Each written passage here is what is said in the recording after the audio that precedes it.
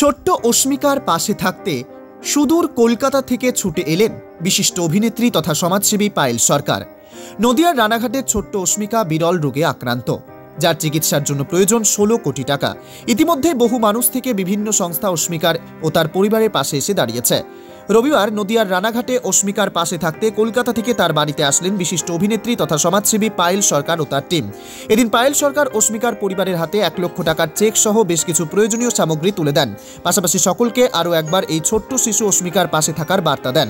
এদিন পায়েল সরকার ছাড়াও পায়েল সরকার অর্গানাইজেশনের আরও এক মেম্বার হুগলি জেলার গুরাপের সাহিল মল্লিক ও নিজের উপার্জিত কিছু টাকা ও কিছু খাদ্য সামগ্রী তুলে দিলেন অস্মিকার হাতে।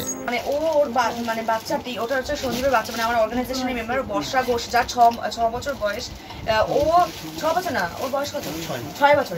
6 বছর বয়স, যে নিজের স্কুলের টিফিনের টাকা ওর লক্ষ্মীর ভারে জমিয়ে আজকে সোশ্যাল মিডিয়াতে যখন দেখেছে যে আমার ছোট্ট বোন অস্মিকার এরকম অবস্থা, সেই মুহূর্তে দাঁড়িয়ে ও নিজের টিফিনের জমানো টাকা, সেই লক্ষ্মীর ভার ভেঙে ওকে 6000 টাকা এবং সঞ্জীবের পক্ষ থেকে আরো 20,000 টাকা এবং তার সাথে সাথে ওর যাবতীয় যত সামগ্রী লাগবে সব মিলিয়ে আমরা ওকে প্রায় 1 লক্ষ টাকার মতো আমরা তুলে দিচ্ছি, সব সামগ্রী এবং সব টাকা মিলিয়ে, যাতে ওর ট্রিটমেন্টের জন্য আমরা প্রত্যেকে চাই। এবং আমি বাংলার প্রত্যেকটা মানুষকে বলবো, যাদের যতটুকু সামর্থ্য আছে প্রত্যেকে যেন এগিয়ে এসে আমাদের এই ছোট্ট শিশুটিকে সুস্থ করে তুলতে পারি, যাতে আমাদের এই ভবিষ্যৎ প্রজন্ম, আমাদের এই অস্মিকা সুন্দরভাবে হেসে খেলে যেন ওর মায়ের কোলে, ওর বাবার কোলে সুন্দরভাবে ফিরে যেতে পারে এবং একটা নতুন জীবন পায়। এটাই আমার বক্তব্য।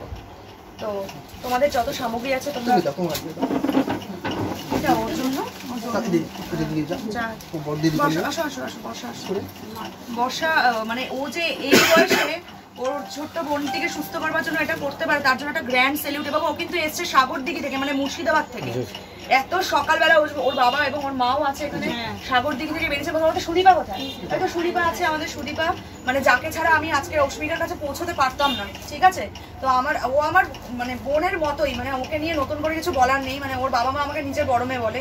সো আমার মানে পুরো টিম এসছে আজকে অস্মিকার বাড়িতে এবং আমরা চাই, এবং আমরা পুরো বাংলা চাই যে ও সুস্থ হোক এবং ওর যেন একটা নতুন জীবনও ফিরে পাক, আমরা এটাই চাই। তাই আজকে আমাদের এই প্রয়াস, আমরা যতটুকু সামর্থ্য আমাদের অর্গানাইজেশন থেকে সেটা করেছি।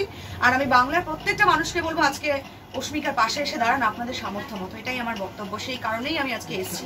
আর আবারও বলছি, ওর বাবা মাকে সাহস জোগাতে এবং ওরা যেন ভেঙে না পড়েন, ওনারা যেন একটা মনে জোর পান যে আগামী দিনে আরো সাহস নিয়ে, আরো উদ্যম নিয়ে এগিয়ে যেতে হবে। কারণ অস্মিকাকে সুস্থ করাটা আমাদেরই দায়িত্ব, সেটা একটা বড় কাজ, আমাদের একটা সমাজের একটা গুরু দায়িত্ব এটা।